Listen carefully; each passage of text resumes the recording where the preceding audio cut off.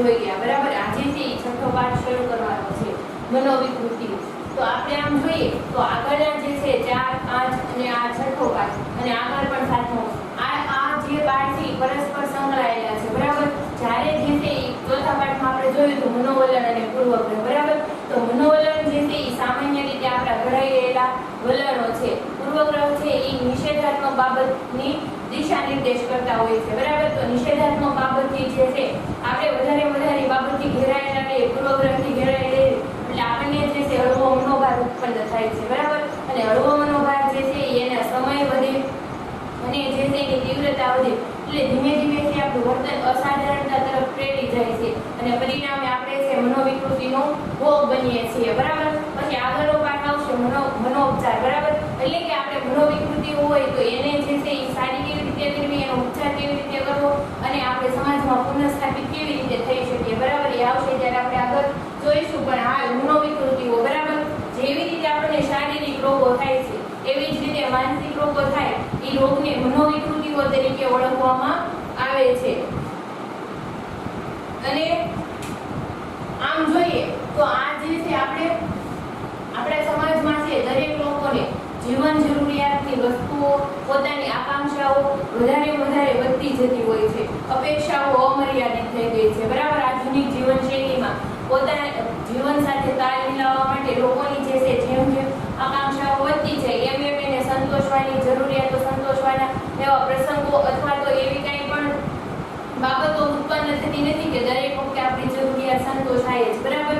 દરેક વખતે જે છે આપણી જરૂરિયાતને સંતોષ મળતો નથી। અમુક વખત છે સમાજના ધારાધોરણો, અમુક વખત આપણી જે પર્યાવરણ, અમુક વખત આપણી પરિસ્થિતિ, બરાબર। આ બધાને ધ્યાનમાં રાખીને આપણી દરેક આકાંક્ષાઓ, અપેક્ષાઓ, ઈચ્છાઓને જે છે એ તૃપ્તિ મળતી નથી અને એના કારણે જે છે આપણા વર્તનમાં અધૂરી ઈચ્છાઓ રહી જાય છે। હાર જીત અને વગેરે આપણે છે હાર જીત એવી જે છે પરસ્પર વિરોધી બાબતનો તે સામનો કરવો પડે છે અને આનાથી અપેક્ષાથી વિરુદ્ધ દુઃખ કે વિષમ પરિસ્થિતિમાં પોતાના આવેગો અને લાગણી પર નિયંત્રણ ગુમાવતા વ્યક્તિ પોતાની વર્તનની સાહજિકતા અને સાધારણતા ગુમાવે છે। આ શું કરે કે વારંવાર વ્યક્તિને જે છે અપેક્ષાથી વિરુદ્ધનું વર્તન જોવા મળતું હોય, બરાબર। એની અપેક્ષાથી વિરુદ્ધની એને કંઈ પણ બાબતો પ્રાપ્ત થતી હોય એટલે વ્યક્તિ છે પોતાના વર્તનની જે સાહજિકતા રહેલી હોય, એના વર્તનમાં જે સાધારણપણું રહેલું હોય, બરાબર, એના જીવનશૈલીની જે સાધારણતા હોય એ શું કરે ગુમાવે, પોતાના આવેગોને લીધે, બરાબર, મનોભાર વધે એટલે આવેગોમાં આપણે જોયું તો કેટલો બધો છે એ ફેરફાર આવે, બરાબર। અંતઃસ્રાવ ગ્રંથિઓ, સ્વયં સંચાલિત ચેતાતંત્રો એના કારણે છે એ શું થાય કે ઘણી વખત જે છે આ બધામાં પરિવર્તન આવે અને વ્યક્તિ પોતાના વર્તનની જે છે સાધારણતા ગુમાવે છે અને એના કારણે જે છે એ અસાધારણ વર્તન અસ્તિત્વમાં આવે છે। તો આપણે જે અસાધારણ વર્તનની સમજૂતી મેળવશું કે અસાધારણ વર્તન કોને કહેવાય, બરાબર। તો એમાં જે છે એ વ્યક્તિના વર્તનમાં જોવા મળતી અસાધારણતાનો અભ્યાસ શેમાં કરવામાં આવે? અસાધારણ મનોવિજ્ઞાનમાં કરવામાં આવે છે। જેવી રીતે વિધાયક મનોવિજ્ઞાન, સામાજિક મનોવિજ્ઞાન, પર્યાવરણલક્ષી મનોવિજ્ઞાન, શાળાકીય મનોવિજ્ઞાન, શૈક્ષણિક મનોવિજ્ઞાન, બરાબર। મનોવિજ્ઞાનની વિકસતી શાખા અને ઉદ્ભવ પામતી શાખાઓનો આપણે 11મા ધોરણમાં અભ્યાસ કર્યો એવી જ રીતે અસાધારણ મનોવિજ્ઞાન છે મનોવિજ્ઞાનની એક શાખા છે, બરાબર, વિકસિત શાખા છે। કેવી શાખા છે કે એમાં સંપૂર્ણપણે જે છે એ વિકાસ થઈ ચૂકેલો છે અને પૂરતા પ્રમાણમાં અભ્યાસો પણ થઈ ચૂકેલા છે, બરાબર। એટલે અસાધારણ મનોવિજ્ઞાનમાં જે છે આ સાધારણ વર્તનની સમજૂતીનો અભ્યાસ કરવામાં આવે છે જેમાં મનોવિકૃતિઓના ઉદ્ભવ માટે જવાબદાર કારણો તેમજ ઉપચારને દર્શાવવામાં આવે છે। તો આ સાધારણ મનોવિજ્ઞાનમાં શેનો અભ્યાસ કરવામાં આવે કે આપણને જે મનોવિકૃતિઓ ઉત્પન્ન થાય, બરાબર, માનસિક રોગો ઉત્પન્ન થાય છે તો શેના કારણે થાય છે, એના માટે જવાબદાર કારણો કયા છે તેમજ ઉપચાર, બરાબર। મનોવિકૃતિઓ ઉત્પન્ન થઈ તો એનો ઉપચાર કેવી રીતે કરી શકાય, કેમ કે આપણને તાવ આવ્યો હોય, બરાબર, તો એમાં જે છે ચોક્કસ પ્રકારની દવાઓ પ્રિસ્ક્રિપ્શનમાં ડોક્ટર લખી દેતા હોય, બરાબર, કેમ કે એ લોકોએ મેડિકલ બ્રાન્ચનો જે છે અભ્યાસ કરેલો હોય। એવી જ રીતે મનોવિકૃતિઓ ઉત્પન્ન થઈ હોય, બરાબર, તો જે સાયકેટ્રિક હોય, સાયકોલોજિસ્ટ હોય, બરાબર, અથવા તો મનોવિજ્ઞાનના ક્ષેત્રમાં સંકળાયેલા લોકો હોય, બરાબર, એ દવા તો આપે છે, સાયકેટ્રી દવા આપી શકે, પરંતુ સાયકોલોજિસ્ટ હોય કે કોઈ પણ બીજા લોકો હોય, બરાબર, જે મનોવિજ્ઞાન કાઉન્સેલર હોય, સલાહકાર, તો આ લોકો જે મનોવિજ્ઞાનના ક્ષેત્ર સાથે સંકળાયેલા હોય, બરાબર, દવાની સાથે સાથે શું કરે એ ઉપચાર પણ કરતા હોય। એમાં ઉપચારની ઘણી બધી ટેકનિક હોય છે, બરાબર। તો આ ટેકનિકનો ઉપયોગ કરી અને આ રોગોને મટાડવાનો અને અને લોકોને જે છે એ સમાજમાં પુનઃસ્થાપિત કરવાનું એનું જે સ્ટેટસ હોય બરાબર એ પાછું લાવવામાં મદદ કરતા હોય છે. ઉપચારને દર્શાવવામાં આવે છે વૈશ્વિક, અને આ બધા ઉપચાર કેવી રીતે કરવા એ બધું જે છે એ મનોવિકૃતિ શાસ્ત્રમાં દર્શાવવામાં આવેલું હોય છે.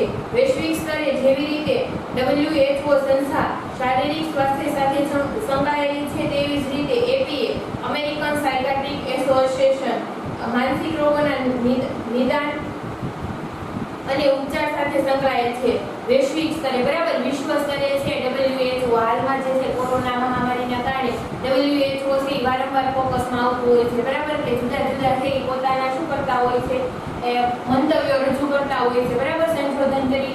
અને એમ શારીરિક રોગ સાથે સંકળાયેલી છે, એક શારીરિક રોગ છે બરાબર. એવી જ રીતે કોઈ પણ નવા શારીરિક રોગો આવતા હોય તો એને મટાડવા માટેની રસીઓ કેવી રીતે શોધવી બરાબર, અથવા તો કઈ રસી કામ કરી શકે, આ રોગના લક્ષણો કેવા હોય બરાબર, કેટલા દિવસમાં સારવાર આપવી પડે, આવું બધું સંશોધન છે WHO દ્વારા કરવામાં આવે છે, વર્લ્ડ હેલ્થ ઓર્ગેનાઇઝેશન દ્વારા બરાબર. તો એવી જ રીતે માનસિક રોગો કેટલા સમય માટે છે બરાબર, કેટલા સમયથી છે વધારે આપણને જે મનોભારની તીવ્રતા છે તો એ માનસિક રોગમાં પરિણમે. પછી એ માનસિક રોગની સારવાર માટે ઉપચાર પદ્ધતિ કઈ, એનું નિદાન કેવી રીતે થઈ શકે બરાબર. રોગના લક્ષણો જે છે માનસિક રોગના લક્ષણો પકડવા જે છે એકદમ અઘરી બાબત છે, સરળતાથી છે તમે લક્ષણો જાણી શકો નહીં બરાબર. એટલા માટે આ એક APA બરાબર અમેરિકન સાયકાટ્રિક એસોસિએશન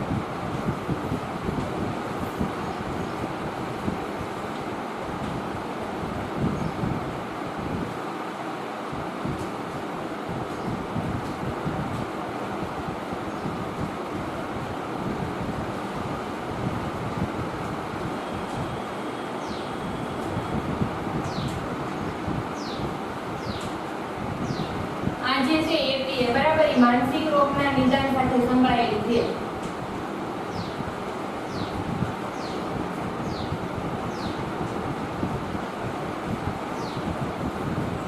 નિદાન અને ઉપચાર. તો નિદાન એટલે શું અને ઉપચાર એટલે શું આ શબ્દ આપણે સમજીએ બરાબર. નિદાન કરવું એટલે શું કે રોગના જે કઈ લક્ષણો હોય ને પકડી પાડવા અને એના આધારે રોગની ઓળખ કરવી. દાખલા તરીકે આપણને કોરોના થઈ ગયો હોય તો આપણે કોરોનાના લક્ષણો કયા, ઉધરસ આવી બરાબર, ખાંસી, શરદી, ઉધરસ, માથું દુખવું તીવ્ર પ્રકારે, તાવ આવવો બરાબર. હવે જે છે ડાયેરિયા એક નવું લક્ષણ ઉમેરાયું છે. તો આ જે છે એ સામાન્ય રીતે કોરોનાના લક્ષણ હોય તો આવા બધા લક્ષણો હોય એના આધારે એવું કહી શકાય કે આ દર્દી જે છે કોરોના પોઝિટિવ છે બરાબર. તો એવી જ રીતે માનસિક રોગોનું જે છે વર્ગીકરણ અને નિદાન છે કરે બરાબર. તો એની ઉપચાર પદ્ધતિ જે છે પછી જુદા જુદા ઇન્જેક્શનો, વેન્ટિલેટર આ બધા દ્વારા કરવામાં આવે છે બરાબર. તો એવી જ રીતે આપણને કોઈ પણ માનસિક રીતે આપણે ડિસ્ટર્બ થઈ ગયા હોય, આપણને મનોવિકૃતિ થઈ હોય બરાબર, કોઈ પણ લોકોને મનોવિકૃતિ થઈ હોય તો જે છે એની સારવાર, ઉપચાર અને નિદાન જે છે આ જે છે એ આપણી સંસ્થા દ્વારા બહાર પાડવામાં આવે છે, અમેરિકન સાયકાટ્રિક એસોસિએશન બરાબર. એના દ્વારા જે છે એ બહાર પાડવામાં આવે છે. દાખલા તરીકે તમને 3 મહિનાથી માથું દુખતું હોય, એકલા રહેવું ગમતું હોય, કોઈ સાથે બોલવું ન ગમતું હોય બરાબર, પછી કાર્યમાં રસ ન હોય, એકાગ્રતા ટકતી ન હોય તો તમે ખિન્નતાનો ભોગ બનેલા છો બરાબર. ખિન્નતા જે છે એક મનોવિકૃતિ છે, ખિન્નતાનો ભોગ બનેલા છો એવું કહી શકાય જો આ 3 થી 6 મહિના સુધી સતત આવા લક્ષણો ચાલે તો બરાબર. તો આવું જે છે મૂડ ડિસઓર્ડર એવા ઘણા બધા ડિસઓર્ડર એટલે કે મનોવિકૃતિઓ અસ્તિત્વમાં આવેલી છે. તો એ આ જે છે અમેરિકન સાયકાટ્રિક એસોસિએશન, તો એમાં જે સાયકાટ્રિક સાયકોલોજિસ્ટ જે કામ કરતા હોય બરાબર એ ચોક્કસ એક ગાઈડલાઈન બહાર પાડે છે અને ગાઈડલાઈન પ્રમાણે છે એ રોગોનું નિદાન અને ઉપચારની પદ્ધતિ એમાં દર્શાવેલી હોય છે સંશોધનોના આધારે. વર્તમાન સમયમાં મનોરોગને તેના વિવિધ લક્ષણો અને તેની સમયાવધિને આધારે વર્ગીકૃત કરવામાં આવે છે. વર્તમાન સમયમાં જે છે મનોરોગો એટલે કે માનસિક વિકૃતિઓ જે છે એને છે તેના વિવિધ લક્ષણો બરાબર, એના ચોક્કસ પ્રકારના લક્ષણો, એની સમયાવધિ બરાબર, કેટલા સમયથી જે છે આ લક્ષણો તમને અસ્તિત્વમાં છે. માનસિક રોગનું નિદાન ત્યારે જ થઈ શકે કે એ લક્ષણો સતત તમને 3 મહિના સુધી દેખાય બરાબર. ત્યાં સુધી તમે કોઈ લોકોને માનસિક રોગી છે એવો સિમ્બોલ લગાવી શકો નહીં બરાબર. લક્ષણો અને સમયાવધિના આધારે વર્ગીકૃત કરવામાં આવે છે. આ પ્રકરણમાં આપણે માનસિક રોગના વર્ગીકરણ વિશે માહિતી મેળવીશું અને તેમજ માનસિક રોગ માટે જવાબદાર જૈવિક, સામાજિક, માનસિક ઘટકોથી પણ માહિતગાર થઈશું. અને આ પ્રકરણમાં આપણે શું જોવાનું છે, માનસિક રોગનું વર્ગીકરણ બરાબર. માનસિક રોગનું વર્ગીકરણ એટલે શું કે કયા કયા પ્રકારના માનસિક રોગ હોય, તેનું નિદાન કેવી રીતે થઈ શકે, એમાં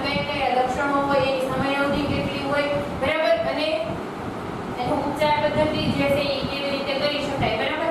આ અંગે જે છે એ માહિતી મેળવવામાં એટલે વર્ગીકરણની માહિતી મળશે. ઉપરાંત જે છે જવાબદાર માનસિક રોગ માટે જવાબદાર જે વિકારો એટલે કે આપણા શરીર સાથે સંકળાયેલા અંતઃસ્ત્રાવોની ગડબડ, આવું બધું આપણે આગળ મનોભારમાં જોયું, બરાબર. ઉપરાંત સામાજિક અને માનસિક ઘટકો, બરાબર. સામાજિક કારણથી તેમાં લોકો કેવી રીતે ડિસ્ટર્બ થાય છે, માનસિક કારણોને લીધે લોકો કેવી રીતે ડિસ્ટર્બ થાય છે, બરાબર. આ બધા ઘટકોની સમજૂતી આપણે અહીંયા મેળવશું. તો હવે જે છે આપણે સૌપ્રથમ અસાધારણ વર્તન અંગે માહિતી મેળવશું, બરાબર. મનોવિકૃતિનો ભોગ વ્યક્તિ ત્યારે જ બને કે જ્યારે એનું વર્તન કેવું હોય, અસાધારણ હોય. તો અસાધારણ વર્તન એટલે શું? તો સાધારણ અને અસાધારણ શબ્દની સમજૂતી મેળવવા માટે સૌપ્રથમ આપણે છે સાધારણ શબ્દની સમજૂતી મેળવવી જરૂરી છે. તો સાધારણ એટલે શું? સાધારણને અંગ્રેજીમાં જે છે નોર્મલ કહેવામાં આવે છે, બરાબર. નોર્મલ શબ્દ જે છે લેટિન ભાષાના નોર્મા શબ્દ પરથી ઉતરી આવેલો છે, બરાબર. લેટિન ભાષામાં જે છે નોર્મલને શું કહેવામાં આવે? નોર્મા કહેવામાં આવે છે. તો આનો જે અર્થ થાય છે સુથારની માપપટ્ટી એવો થાય છે. સુથારની માપપટ્ટી. તો સુથારની માપપટ્ટી જે છે એક આદર્શ માપ ગણવામાં આવે છે, બરાબર. સુથાર જે છે માપપટ્ટીનો ઉપયોગ કરતો એને આદર્શ માપ ગણવામાં આવે છે, કેમ કે જે વસ્તુનું નિર્માણ કરે છે, બરાબર, એક આદર્શ સ્થિતિ દર્શાવે છે. એટલે એના ઉપરથી આનો અર્થ શું થાય છે? નોર્મલ એટલે સર્વ સ્વીકૃત ધોરણોની આદર્શ સ્થિતિ, બરાબર.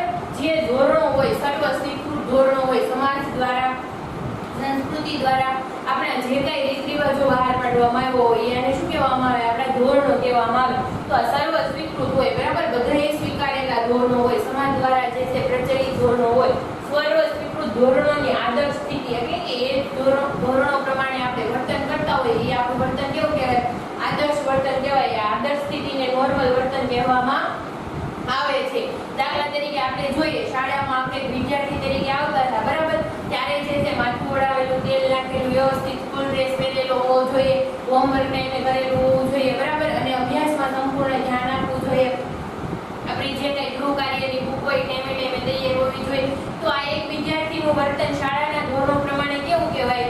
આદર્શ વર્તન કહી શકાય કે ન કહી શકાય, બરાબર. તો એવી જ રીતે લોકો જે છે સમાજમાં રહે છે, બરાબર. સમાજ જે લોકો છે સમાજનું અંગ છે. તો સમાજમાં રહેવા માટે એને અમુક જે છે આદર્શ સ્થિતિનું શું કરવું પડે? પાલન કરવું પડે. અને આદર્શ સ્થિતિનું પાલન કરે એટલે સર્વ સ્વીકૃત ધોરણોની જે આદર્શ સ્થિતિ દર્શાવતા હોય એ પ્રમાણે વર્તન કરતા હોય લોકોના વર્તનને કેવું વર્તન કહેવાય? નોર્મલ વર્તન કહેવાય, બરાબર. તો અસાધારણ વર્તન જે છે એને શું કહેવાય? આ સાધારણ શબ્દની સમજૂતી હતી, બરાબર. હવે આપણે જે અસાધારણ શબ્દની સમજૂતી મેળવીએ. અસાધારણ એટલે શું? એબનોર્મલ, બરાબર. તો એબનોર્મલનો અર્થ થાય છે અવે ફ્રોમ નોર્મલ, બરાબર. એબનોર્મલ એટલે શું? અવે ફ્રોમ નોર્મલ એટલે નાથી દૂર. કોનાથી દૂર? સાધારણથી જે દૂર હોય એને શું કહેવાય? એબનોર્મલ કહેવાય. Abnormal means to away from normal, બરાબર. કે એટલે કે જે નોર્મલથી જે સાધારણથી દૂર છે એને શું કહેવામાં આવે? એબનોર્મલ એટલે કે અસાધારણ વર્તન કહેવાય. એટલે કે આ જે સર્વ સ્વીકૃત ધોરણોની આદર્શ સ્થિતિ છે, બરાબર, એ આદર્શ સ્થિતિને કંઈક ને કંઈક ગુમાવે છે, એને કંઈક ને કંઈક ખળભળાટ અનુભવાય છે, બરાબર. એવું વર્તન અનુભવાય એને કેવું વર્તન કહેવાય? એબનોર્મલ વર્તન કહેવાય. એટલે કે અસાધારણ વર્તન કહેવાય કે જેમાં છે આ ધોરણોનો કંઈક ને કંઈક ભંગ થતો હોય છે, એમ કંઈક ને કંઈક ઉલ્લંઘન થતું હોય છે, બરાબર. તો આને શું કહેવામાં આવે? એવું વર્તન અસાધારણ વર્તન કહેવામાં આવે છે. અસાધારણ વર્તન છે મોટા ભાગે કુસમાયોજિત વર્તન હોય છે. અપેક્ષા છે કે તમને આ સમજાઈ રહ્યું છે અને મોસ્ટ આઈએમપી છે 2 કે 3 માર્કમાં તમને એવું પૂછાય અસાધારણ વર્તનની અથવા તો અસાધારણ શબ્દની સમજૂતી આપો તો આ પ્રમાણે તમારે દર્શાવવાની રહેશે, બરાબર. હવે આપણે જોઈએ સાધારણને અંગ્રેજીમાં નોર્મલ કહે છે. નોર્મલ શબ્દ લેટિન ભાષાના નોર્મા પરથી ઉતરી આવેલો છે, જેનો અર્થ સુથારની માપપટ્ટી થાય છે. અને સુથારની માપપટ્ટી આદર્શ માપનું સાધન ગણાય છે, જેનું પ્રમાણમાં આદર્શ ગણવામાં આવે છે. એવું કહી શકાય કે સર્વ સ્વીકૃત ધોરણોની આદર્શ સ્થિતિ એટલે નોર્મલ, બરાબર. એટલે જે છે નોર્મલ એટલે શું? સર્વ સ્વીકૃત ધોરણોની આદર્શ સ્થિતિ. કયા વર્તનને સાધારણ અને કયા વર્તનને અસાધારણ ગણવું તે સ્પષ્ટપણે કહેવું મુશ્કેલ છે, બરાબર. તો આપણને એવો પ્રશ્ન થાય કે આ જે છે આ જે સર્વ સ્વીકૃત ધોરણોની આદર્શ સ્થિતિ હોય એનાથી વિરુદ્ધમાં આપણું જે વર્તન હોય બરાબર એ અસાધારણ વર્તન કહેવાય. તો કેવું એવું કયું વર્તન હશે કે જેને આપણે સાધારણ ગણવું કે અસાધારણ બરાબર? એવું જે છે એની ઉપર અસર કરતા પરિબળો ઘણા બધા હોય. ઉંમર, જાતિ બરાબર, સાંસ્કૃતિક ધોરણો, આ બધા જે છે એ અલગ અલગ ઉંમરમાં, અલગ અલગ જાતિઓમાં, અને જાતિઓમાં એટલે કે સ્ત્રી પુરુષ બરાબર, છોકરો છોકરી, આ જે છે જાતિ ભેદ દર્શાવતા હોય.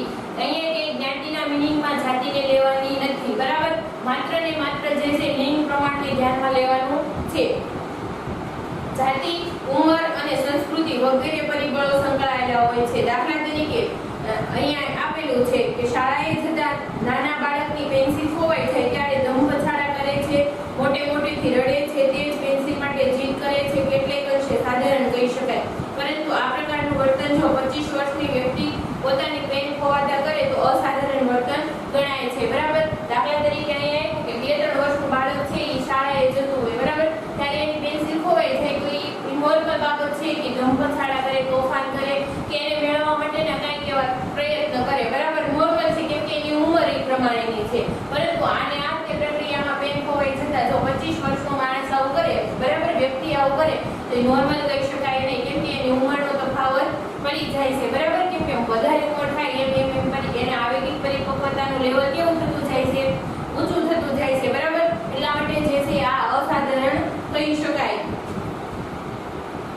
સામાન્ય રીતે સાધારણ વર્તન જે તે સમાજ સ્વીકૃતિ કે ઉંમરના તબક્કામાં સામાજિક ધોરણો અને સામાજિક અપેક્ષાઓને અનુરૂપ હોય તેમજ પોતાના વાતાવરણ સાથે અનુકૂલિત હોય તેને કહેવામાં આવે છે. સામાન્ય રીતે સાધારણ વર્તન કોને કહેવામાં આવે કે સમાજ સ્વીકૃતિ અને પોતાની ઉંમરને અનુલક્ષીને પોતાના સમાજ સાથે અનુરૂપ હોય બરાબર અને અનુકૂલિત હોય એવા વર્તનને સાધારણ વર્તન કહેવામાં આવે છે. આનાથી વિરુદ્ધ એટલે કે સામાજિક ધોરણો અને અપેક્ષાઓથી વિરુદ્ધ કુસમાયોજિત વર્તનને અસાધારણ વર્તન તરીકે ઓળખવામાં આવે છે. એટલે કે આનાથી વિરુદ્ધ જે સામાજિક ધોરણો બહારનું વર્તન હોય, જે આપણા મૂલ્યો હોય બરાબર, એને અનુરૂપ વર્તન ન હોય, એનાથી વિરુદ્ધનું વર્તન હોય બરાબર, એમ જ કુસમાયોજિત વર્તન હોય. અને અસાધારણ વર્તન છે મોટા ભાગે કુસમાયોજન કરવા પ્રેરે છે.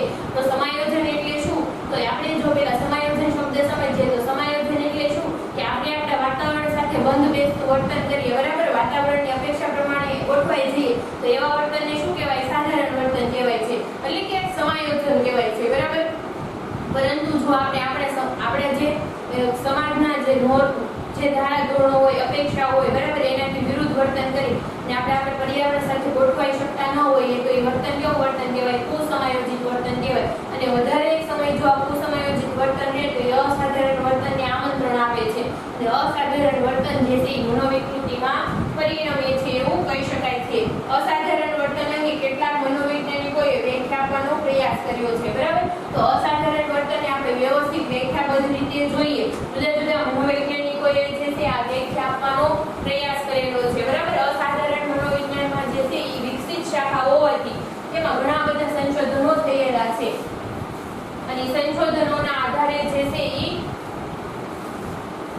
આવી વ્યાખ્યાઓ પ્રચલિત કરવામાં આવે છે. પછી મનોરોગ હોય બરાબર, તો એના ઉપચાર અને નિદાન માટેની પદ્ધતિઓ શોધવામાં આવે છે. આવું બધું જે છે જુદા જુદા મનોવૈજ્ઞાનિકોએ આપેલી છે બરાબર વ્યાખ્યા. વોરેન નામના મનોવૈજ્ઞાનિકે વ્યાખ્યા આપેલી છે અસાધારણ વર્તન એટલે સામાન્ય પર્યાપ્ત તકે નમૂના સ્વરૂપથી એટલી હદે ભિન્ન વર્તન કે જેને સામાન્ય વર્તનના પ્રતિનિધિ તરીકે દર્શાવી શકાય નહીં બરાબર. અસાધારણ વર્તન જે છે એટલે અસાધારણ વર્તન એટલે શું કે જે સામાન્ય વર્તન હોય, પર્યાપ્ત વર્તન હોય અથવા તો નમૂના સ્વરૂપથી બરાબર. નમૂના સ્વરૂપ વર્તન એટલે કેવું વર્તન કે એક આદર્શ સ્થિતિ હોય બરાબર, કે એ તે આદર્શ સ્થિતિ પ્રમાણે તમારે દાખલા તરીકે ભગવાન રામ જે છે એનું મર્યાદા પુરુષોત્તમ તરીકેનું વર્તન જે છે એ એક આદર્શ સ્થિતિ માનવામાં આવે બરાબર. નમૂના વર્તન કહી શકાય, મોડેલિંગ વર્તન કહી શકાય આપણા માટે બરાબર. તો એ તો ઠીક, પણ સ્વામી વિવેકાનંદ આ ઉપરાંત જે છે જે આપણા મહાન લોકો જે છે બરાબર જે થઈ ગયા, તો આ બધાનું વર્તન હતું એ સમાજ માટે કેવું હતું? નમૂનાનું વર્તન. આપણે જે છે આગળ જોઈ ગયા બરાબર, મોડેલિંગ શિક્ષણ પ્રકરણ 2 માં જે છે શીખવાની પ્રક્રિયાઓમાં જોઈ ગયા ઉદાહરણરૂપ વર્તન કહી શકાય બરાબર. એનાથી એટલી હદે ભિન્ન વર્તન કે જેને સામાન્ય વર્તનના પ્રતિનિધિ તરીકે દર્શાવી શકાય નહીં. એટલે કે જે સામાન્ય વર્તન જે છે કેવું હોવું જોઈએ બરાબર,